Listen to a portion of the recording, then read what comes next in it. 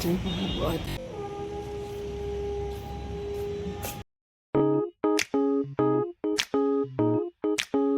Hello friends, welcome to my another new vlog. कैसे हैं आप सब? आई होप अच्छे होंगे।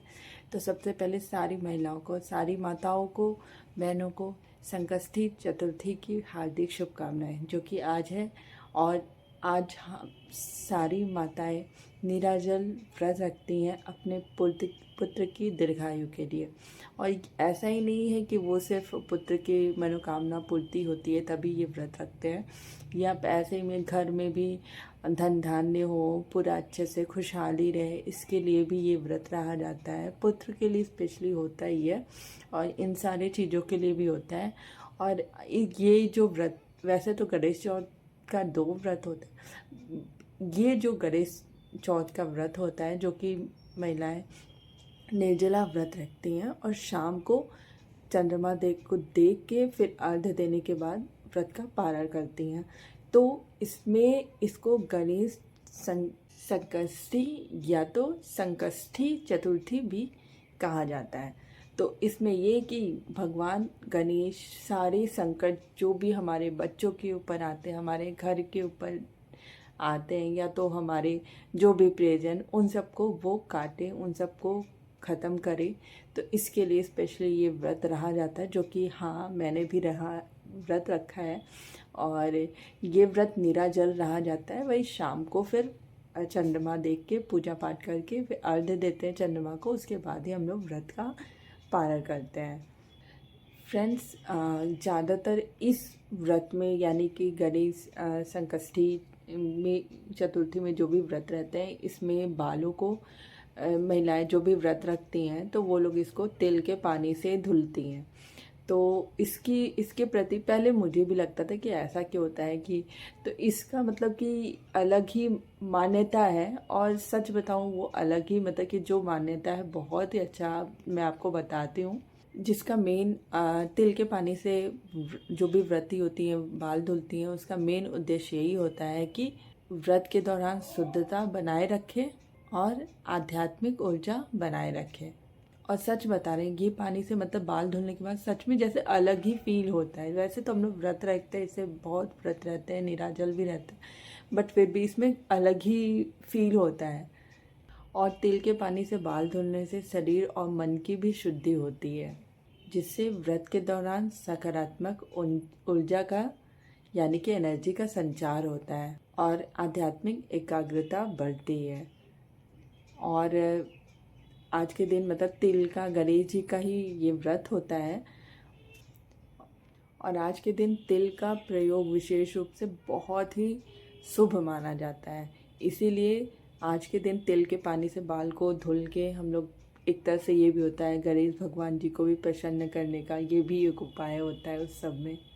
बट ये तिल के पानी से जो भी बाल धुलते हैं व्रती आज के दिन वाले, तो ज़रूरी नहीं है कि सब लोग करें। और कई जगह ही होता है, मतलब ऐसा नहीं कि हर जगह ऐसा होता है कि हाँ तिल के पानी से बाल धुलते हैं।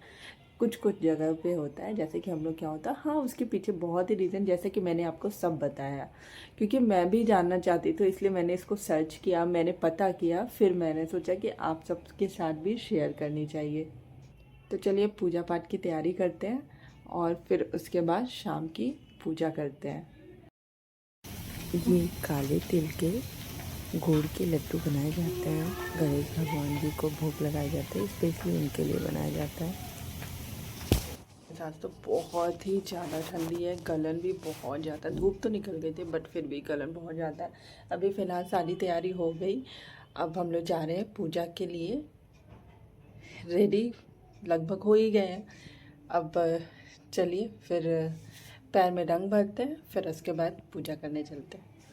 फ्रेंड्स, जब भी पूजा पाठ होता है या तो कुछ ऐसे त्यौहार होता है तो इस तरह से पैर में महावर लगाया जाता है, जो कि बहुत शुभ होता है। और यहाँ देखिए मैंने ये पेंटिंग करने वाले ब्रश का यूज़ किया, क्योंकि हाथ में ऐसा लग जाता है, फिर दिक्कत होती है फिर खाना बनाने में या किसी में, तो इसलिए मैंने इससे बहुत ही अच्छे से पेंट करके अपने पैर में लगा लिया महावर। तो आप सब भी इस तरह से यूज़ करके इसको अपना पैर में महावर लगा सकती हैं।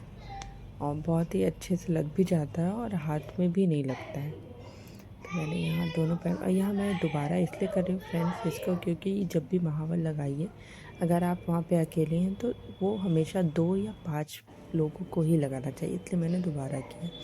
और आज के दिन हम लोग अपने शादी का जो सिंदूरा होता है उसी से सिंदूर भगवान जी को, गणेश भगवान को लगाते हैं, उसी से पूजा करते हैं। तो पूजा शुरू हो गई है।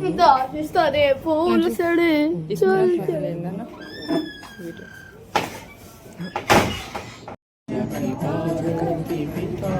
इस तरह से चढ़ाना हम लोग बाल के, इसलिए एक तरीके खाने से बाल होते हैं, कई बाल के पकड़ के लेफ्ट साइड से इस तरह से करते हैं। तो फिर बच्चे उसमें थोड़ा सा जल देते हैं और फिर हमको ऐसे होता है। सारे व्रती महिलाएं इस तरह से करते हैं और ऐसा 4 बार करते हैं। तो यहाँ पे प्रभा भी ऐसे जल दे रहे थे। और ये बाल का कहते हैं लट और आंचल, इस तरह से पकड़ के हम लोग करते हैं।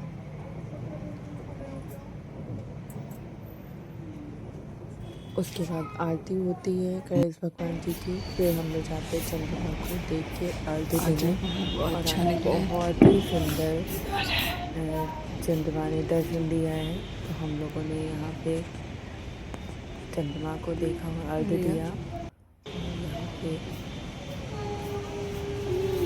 हम लोगों ने साथ में भी थोड़ी सी वीडियो फोटोज ली। बहुत अच्छा लगता है इस तरह से चांद को भी देखे तो हम दोनों साथ में हैं।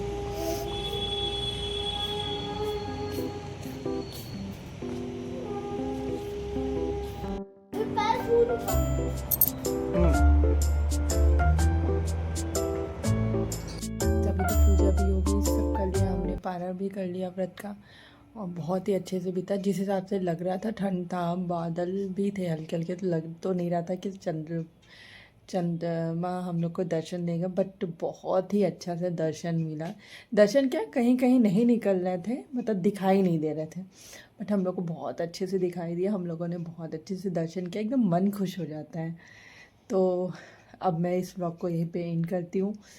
आई होप आपको पसंद आया होगा। पसंद आया होगा तो हमारे चैनल को लाइक शेयर सब्सक्राइब जरूर करिएगा। मिलते हैं नेक्स्ट ब्लॉग में, तब तक के लिए बाय बाय, टेक केयर।